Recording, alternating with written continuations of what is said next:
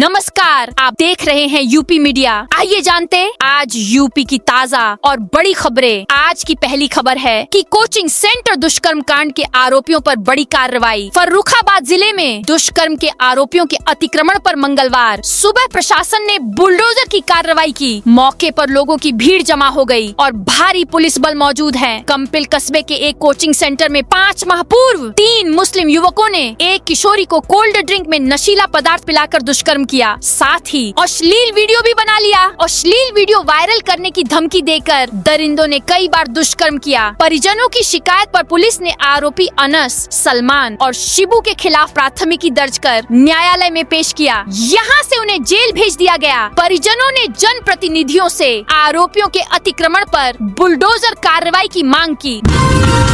Board परीक्षाएं कल से इन 70 कंप्यूटरों से प्रदेश के सभी केंद्रों की होगी ऑनलाइन निगरानी। प्रदेश में 18 फरवरी से शुरू होने वाली बोर्ड परीक्षा को लेकर इस बार राज्य स्तर से निगरानी और बढ़ाई जाएगी। इसके लिए पिछले वर्षों की अपेक्षा इस साल राज्य स्तरीय कंट्रोल रूम की क्षमता को बढ़ाया गया है। अब एक जिले के केंद्रों पर एक व्यक्ति सीधी नजर रखेगा। वहीं सोशल मीडिया अकाउंट के साथ साथ फोन नंबर भी किसी भी तरह की सूचना जानकारी देने के लिए सक्रिय किए जाएंगे।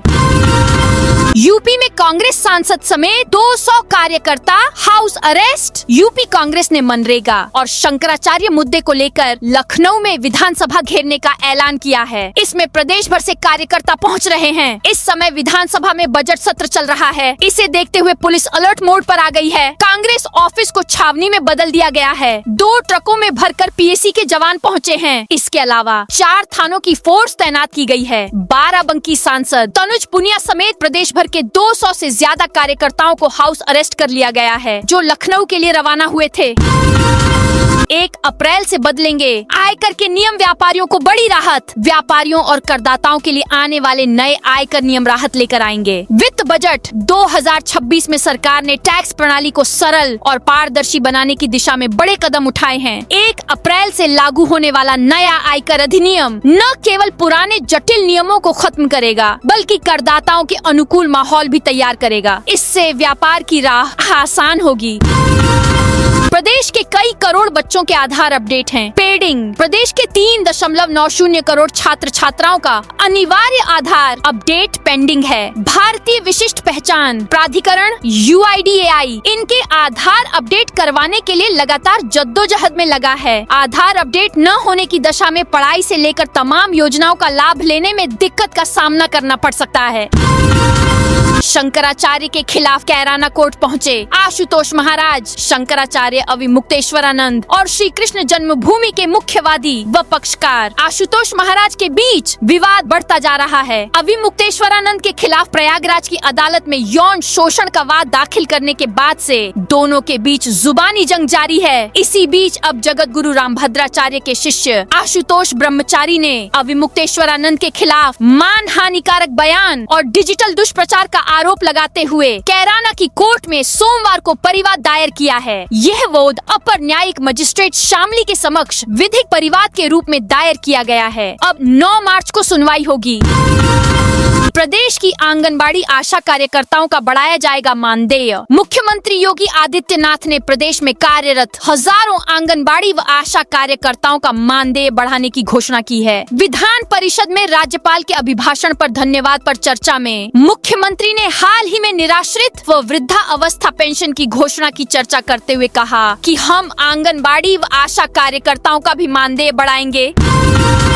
किसान बोले बीजेपी विधायक नंद किशोर गुर्जर के बयान पर धरना दिया। उनके ही इशारे पर हम पीटे गए। हम तो गांव में कूड़ा प्लांट का विरोध कर रहे हैं। पिछले 2 महीने से बैठे हैं। हमें विधायक नंद किशोर गुर्जर ने भरोसा दिया था। उनके ही बयान पर हम धरने पर बैठे। अब उन्होंने ही हमें पिटवा दिया। वह हमारा फोन भी रिसीव नहीं कर रहे हैं। अब चाहे जो हो, इस डंपिंग ग्राउंड का गाँव से हटवा कर ही मानेंगे। इसकी जगह पर यहाँ अस्पताल या कुछ और बने। ये कहना है गाजियाबाद के मीरपुर गाँव के उन किसानों का जिन्हें 15 फरवरी को पुलिस ने दौड़ा कर पीटा। घंटों चले बवाल के बाद उन्हें गिरफ्तार किया गया। देर रात छोड़ दिया गया। अब उन ग्रामीणों ने गांव में फिर से धरना शुरू कर दिया है। गांव के लोग पुलिस के रवैये से नाराज हैं।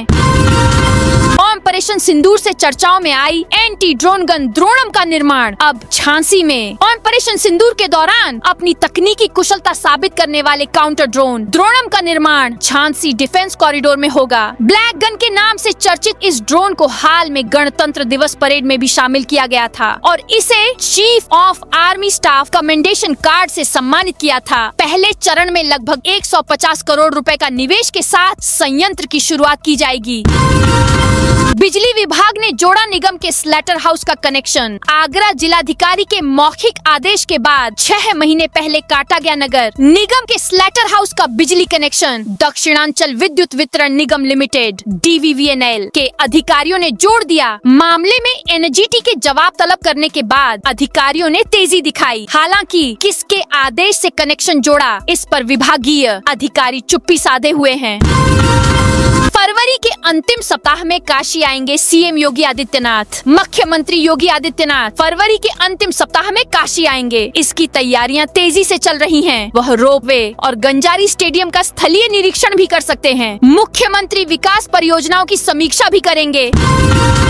वाराणसी में टला बड़ा हादसा। गंगा में मोटर बोट ने नाव को मारी टक्कर। वाराणसी जिले में तुलसी घाट के सामने सोमवार दोपहर गंगा में मोटर बोट ने नाव को टक्कर मार दी। तेज आवाज के साथ नाव गंगा में डूबने लगी। आनन फानन लोगों को निकाला गया। इतने में नाव गंगा में समा गई। NDRF जल पुलिस की टीम ने लोगों को सुरक्षित बाहर निकाला। गंगा में ऐसी घटना पहली बार हुई जब टकराने के बाद नाव डूब गई। प्रदेश में घर बनाने की प्रक्रिया होगी आसान। प्रदेश में भवनों का नक्शा अब आसानी से पास हो सकेगा। नक्शा पास करने में आने वाली कई तरह की व्यवहारिक तकनीकी दिक्कतों को दूर कर दिया गया है। इसके लिए आवास विभाग द्वारा तैयार किए भवन विकास उपविधि के मुताबिक नक्शा पास करने के आदेश जारी कर दिए गए हैं। इस उपविधि के आधार पर नक्शा पास करते समय अन्य नीतियों का लाभ जरूरत के आधार पर दिया जा सकेगा। भारत फ्रांस के बीच 3.25 लाख करोड़ की डील। आज प्रधानमंत्री नरेंद्र मोदी और फ्रांसीसी राष्ट्रपति इमैनुअल मैक्रों की आज मुंबई में मुलाकात होगी। इस दौरान दोनों देशों के बीच 3.25 लाख करोड़ रुपए की डिफेंस डील होगी। यह डील कीमत के लिहाज से भारत की सबसे बड़ी सैन्य खरीद होगी। इसके तहत भारत को 114 राफेल फाइटर जेट मिलेंगे। आज होने वाली बैठक में रक्षा, समुद्री सहयोग, इंडो पैसिफिक रणनीति, उभरती तकनीक, आर्टिफिशियल इंटेलिजेंस और वैश्विक मुद्दों पर चर्चा होगी। यह बैठक दोपहर 3:15 बजे मुंबई के लोक भवन में होगी। सेंट्रल मार्केट को बचाने के लिए व्यापारी सुंदरकांड करेंगे। मेरठ के शास्त्री नगर स्थित सेंट्रल मार्केट में आवासीय प्लॉट पर संचालित व्यावसायिक गतिविधियों को लेकर न्यायालय ने ध्वस्तीकरण के आदेश जारी किए हैं। आदेश के बाद व्यापारियों में बेचैनी और दहशत का माहौल है। अपनी दुकानों को बचाने के लिए व्यापारी लगातार पंचायत कर रहे हैं और जनप्रतिनिधियों से मिलकर समाधान की मांग कर रहे हैं। इसी क्रम में मंगलवार को व्यापारियों ने मार्केट में सुंदरकांड का आयोजन किया है। सहारनपुर में मुठभेड़ में बदमाश गिरफ्तार। सहारनपुर में पुलिस ने मुठभेड़ के बाद एक हिस्ट्री शीटर बदमाश को अरेस्ट किया है। पुलिस की जवाबी फायरिंग में बदमाश के पैर में गोली लगी, जिसके बाद उसे घायल अवस्था में अस्पताल में भर्ती कराया गया। पुलिस ने मौके से एक अवैध तमंचा, 2 जिंदा कारतूस, एक खोखा कारतूस और बिना नंबर प्लेट की बाइक बरामद की है। घटना बीती देर रात की है, जब फतेहपुर थानाध्यक्ष विनय कुमार शर्मा और एएसआई अमित सोनी अपनी टीम के साथ कमेशपुर की पुलिया पर वाहनों की चेकिंग कर रहे थे। इसी दौरान कमेशपुर की ओर से आ रही एक बाइक पर सवार 2 संदिग्ध व्यक्तियों को रोकने का इशारा किया गया।